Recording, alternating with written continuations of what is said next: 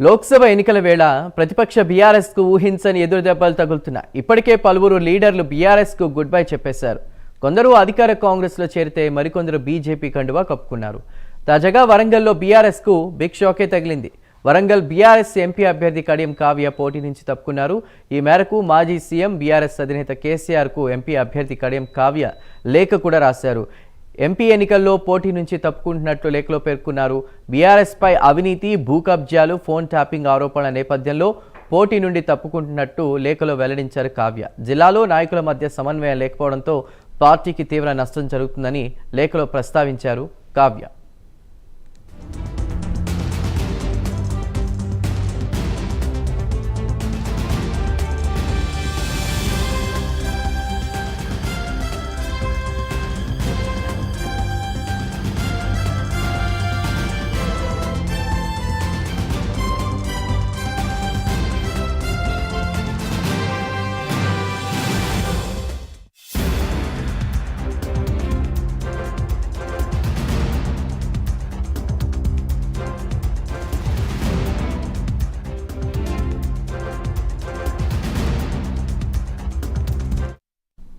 ఇలాంటి పరిస్థితుల్లో పోటీ నుండి విరమించుకున్నట్లు లేఖలో తెలిపారు కావ్య.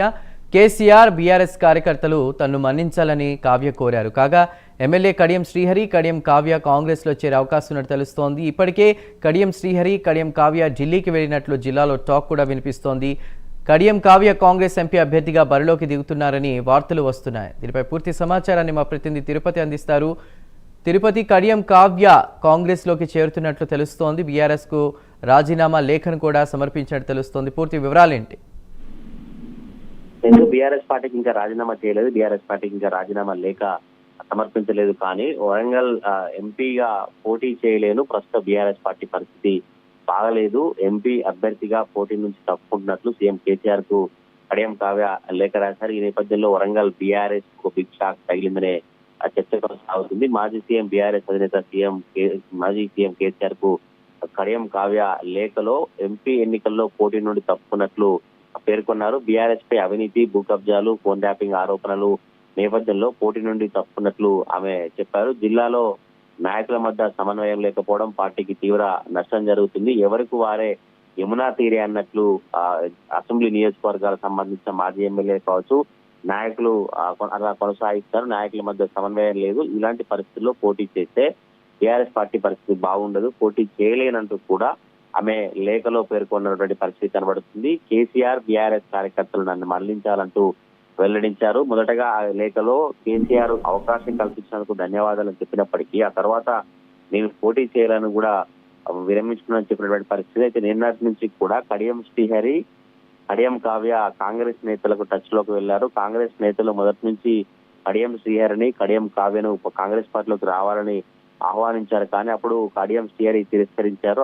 ఆ తర్వాత ఆయన కూడా మాట్లాడుతూ ఎటువంటి ఏ పార్టీలోకి వెళ్ళని బీఆర్ఎస్ లోనే ఉంటానని కొట్టిపారేశారు. కానీ నిన్న జరిగినటువంటి ఎపిసోడ్ తో వాళ్ళు బీఆర్ఎస్ పార్టీకి రాజీనామా చేసి సిద్ధమయ్యారు. ఈ రోజు హైదరాబాద్ లో కడియం కావ్య, కడియం శ్రీహరి మీడియా సమావేశం ఏర్పాటు చేసి రాజీనామా ప్రకటించబోతున్నారు, రాజీనామా చేయబోతా ఉన్నారు. బీఆర్ఎస్ పార్టీకి గుడ్ బై చెప్పబోతున్నట్టు కడియం శ్రీహరి సన్నిహితుల నుంచి సమాచారం అందుతుంది. ఈ రోజు బీఆర్ఎస్ పార్టీకి రాజీనామా చేసి ఈ రోజు ఢిల్లీకి కానీ లేదంటే రాష్ట్రంలో ఉన్నటువంటి కాంగ్రెస్ నేతలతో టచ్ లోకి వెళ్లి అక్కడనే కాంగ్రెస్ లో జాయిన్ అయ్యే అవకాశం ఉన్నట్లు తెలుస్తుంది. కాంగ్రెస్ ఎంపీ అభ్యర్థిగా కడియం శ్రీహరి వస్తారా, లేదంటే కడియం కావ్య ఎంపీ అభ్యర్థిగా కాంగ్రెస్ పార్టీ నుంచి బరిలో ఉంటారని చర్చ కొనసాగుతుంది.